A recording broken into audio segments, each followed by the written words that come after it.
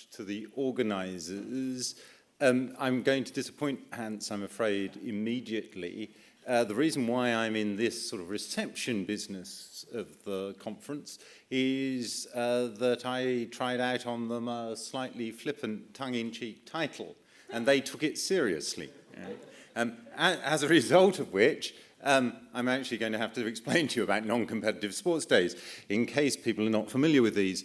Anyone who has been the parent of a child in an English state school since about 1980 will almost certainly have come across the non-competitive sports day. Right?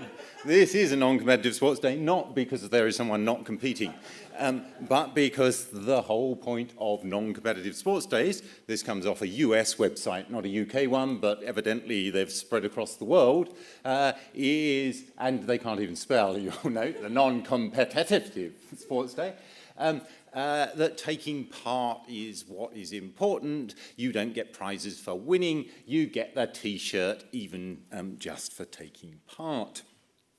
This is something of a political issue in public schools, in public education in this country, state schools. And so here is a comment from one of these blogs on Mumsnet, right, where someone thinks it's absolutely ridiculous that you can't give prizes at sports days, and why can't people who are good at sports get rewarded, and so, and I could have given you many other comments to this effect.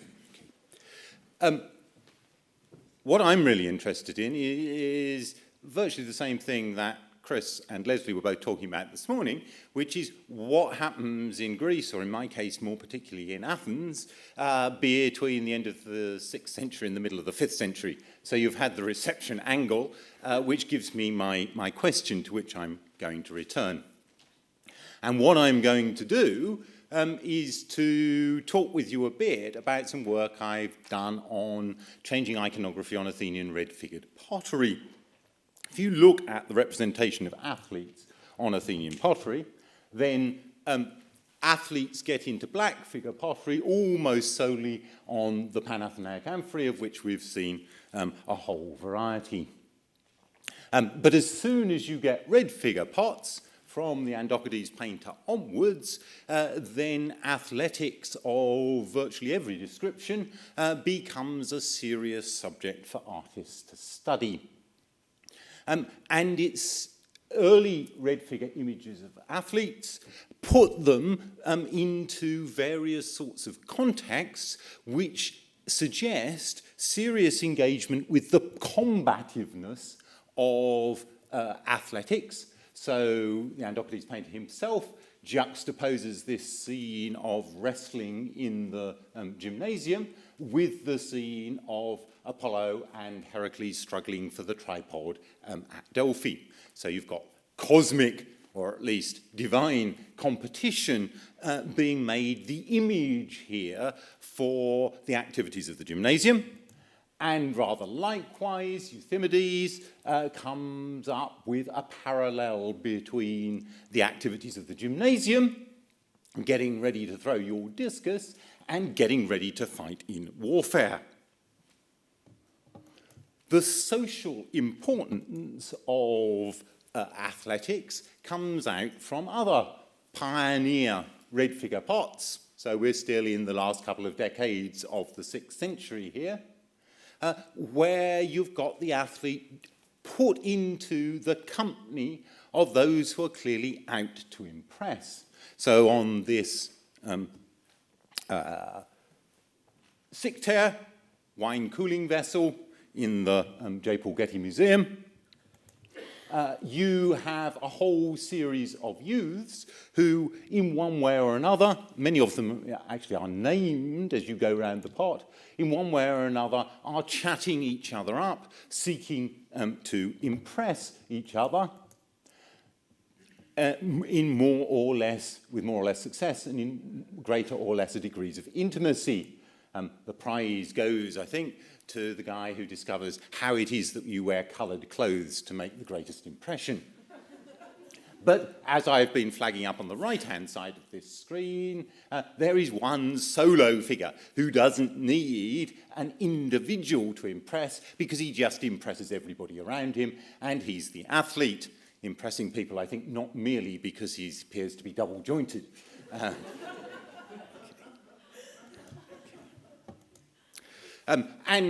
This famous pioneer Euphronius crater, showing scenes of preparations for athletics in the gymnasium, people who either just have or are just about to undertake gymnastic activity, gets the viewer involved with what it's like actually to be out there in the gym, to have thorns pulled out of your feet, which I suppose is what's happening top left, or to inspect the damage when you unwrap your penis, having tied it up during the more vigorous athletic events, which is what's happening at the left-hand side on the back, I think. But it involves the viewer thinking about all the details of what goes on in the gymnasium. There's an exploration on these early red figure pots of the different athletic events and the different ways in which the individual engages. This is a pot which is sometimes used, including by one of my Cambridge colleagues, to illustrate different body types. Well, I think it does illustrate different body types, but only in the context of different athletic activities. The figure you've got on the left is in the runner's starting pose, and he has the physique of the runner. The figure in the middle has the boxer's thongs dangling from his hands. He has the physique of the boxer. And on the right-hand side, you have the figure with the physique of the javelin thrower. So again, you've got images that are not just interested in what it might be to be an athlete, but what it might be to be a particular athlete, what the particular experiences of the gymnasium might be like. And there's a lot of interest, not least, in winning in the gymnasium. So we have scenes, as on this, Dinos by Altos, where you're definitely, I think, in a competitive realm. And we know that both because you've got the flute player there, the aulos player, playing in order to establish the rhythm which those who are using the halteres for long jump need to work up to get their best jump. This is not just this is not just a practice occasion suggested by the fact that the aulos player is fairly elaborately dressed up. And as you go round this pot, you discover a whole range of athletic activities. You can see again the javelin player on the left there, discus thrower on the right here, and then on the left-hand side, you can see the young victor being rewarded. One of the ways of rewarding victors was by crowning them with laurel. One of the ways was by pelting them with leaves, the fullabolia. And here you can see both that he is being wreathed and that he has branches in his hands. So there's a focus here on victory. These people are not just competing to get fit in the gymnasium, they're competing for victory. Take another Sikter, same sort of period, same sort of range of activities, though we've got some combat sports here on the right-hand side, one that perhaps we shouldn't show to Alan. But once more, here too, you can see on the right-hand side, the bottom left there, the way in which you've got an older man who is marking out the victory of the younger. So we go through the scenes, you can there see in detail that scene of the crowning of the victor, the marking out of the victor, the suggestion that victory is what matters in these scenes. Or one final example of a victor. So here on the right-hand side, you can see again the ribboning of this victor, next to whom you've got this wrapped-up figure with his head thrown back, who is, I think, announcing the victory. And then you see two further figures still competing in other events. The runner making it fast from left to right across the pot, and the discus thrower. victors not only got pelted with leaves, they seem to have got rewarded with funny hats. So on certain other pots, you have the victor wearing a hat with a long ribbon down the back. I hope you can just about see that ribbon.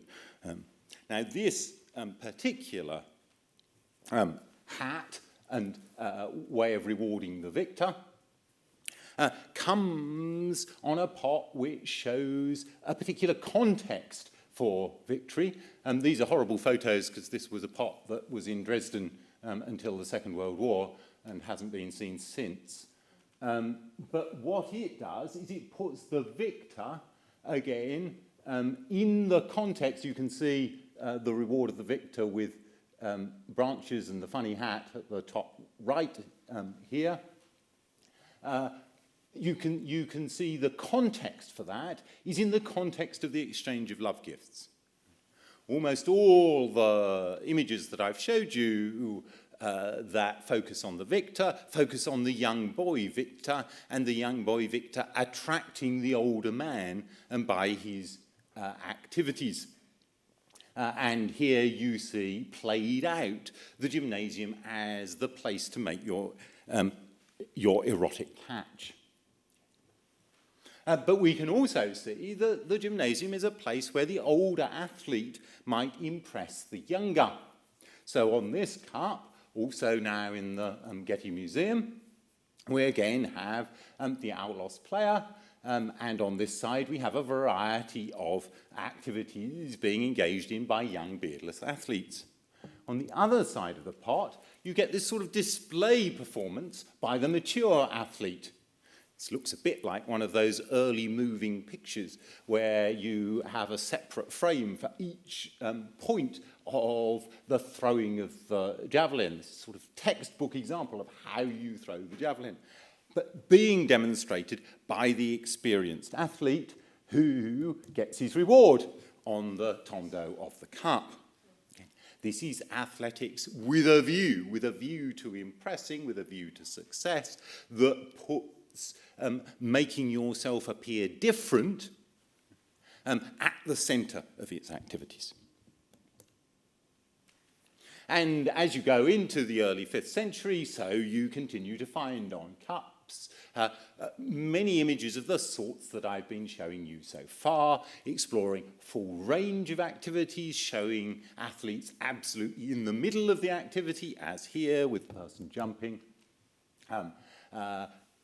swinging their javelin, their discus, or preparing to throw the javelin, doing it in a competition context signalled by the Aulos player. Then, at some point, just after the Persian Wars, dating of all this vase painting material always a little bit subject to doubt, but somewhere probably around 470, 460, you lose all of that. You still occasionally get victors appearing, but it's no longer the older man who rewards the younger victor. What you have instead is victory herself coming in. So you get the metaphysical quality of victory, not victory as a means of social climbing. And your young men, more or less, stop actually doing athletics. They're still in the gymnasium, but you now have to start showing that it's a gymnasium by including, as on the right-hand side here, the boundary stone of the gymnasium. Will repeatedly reappear in images from this date onwards that tells you you're in the gym. Why do you need to be told? Well, because actually the jumping weights are on the ground. We aren't actually seeing any athletics in action.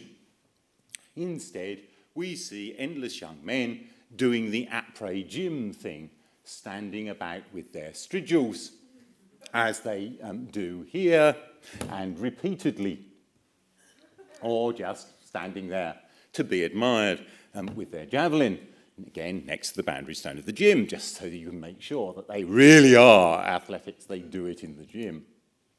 And this happens on a variety of shapes of pots. So here you've got a rather unusual shape of Oinokui. But again, what are they doing? They're just scraping themselves down with the stridules. Competition is gone, active athletics has gone, engaged social encounters have gone. We do get young man facing older man sometimes, as here, but note what you've got in the middle, a sort of cordon sanitaire, right? If you compare that to my earlier image.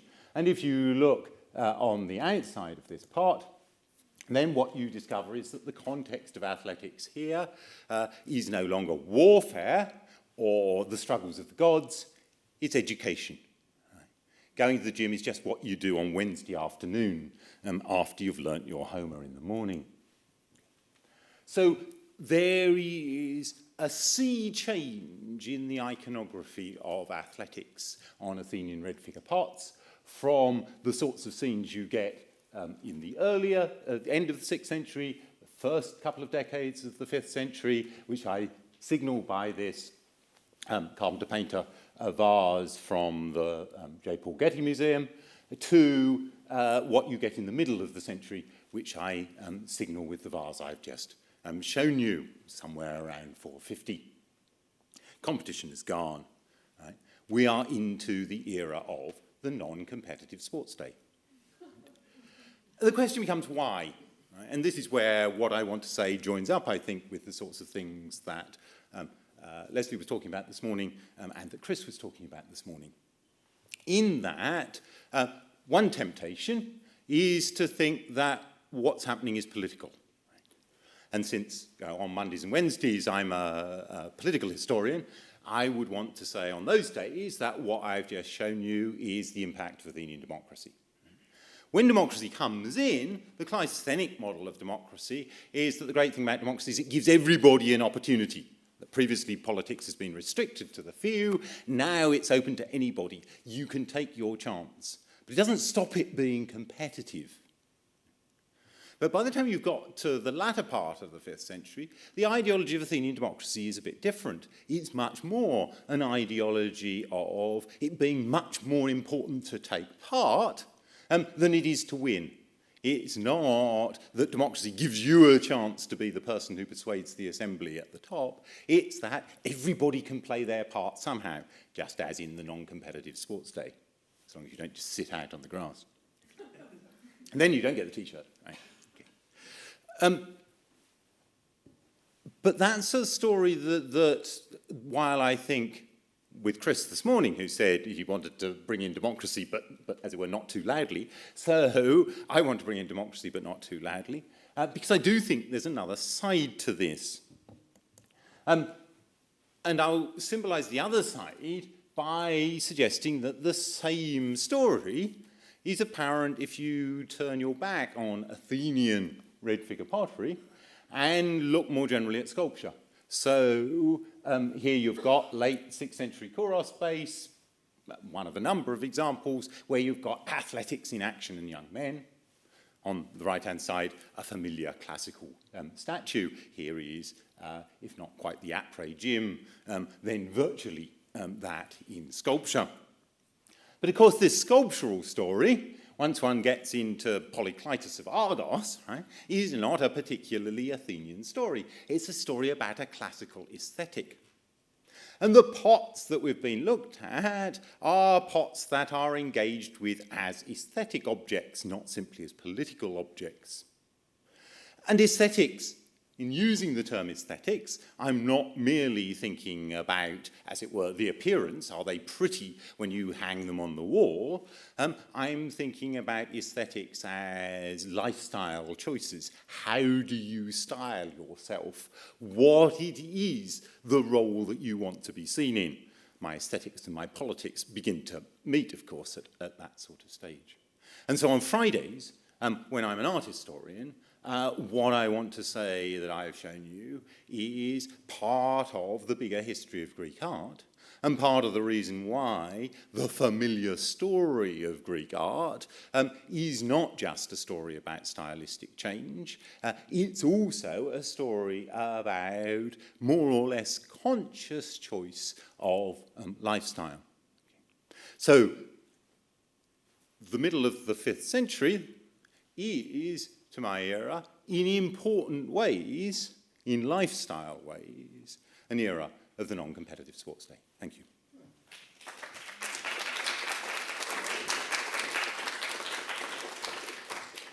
Thank you very much, Robin. I got over my disappointment.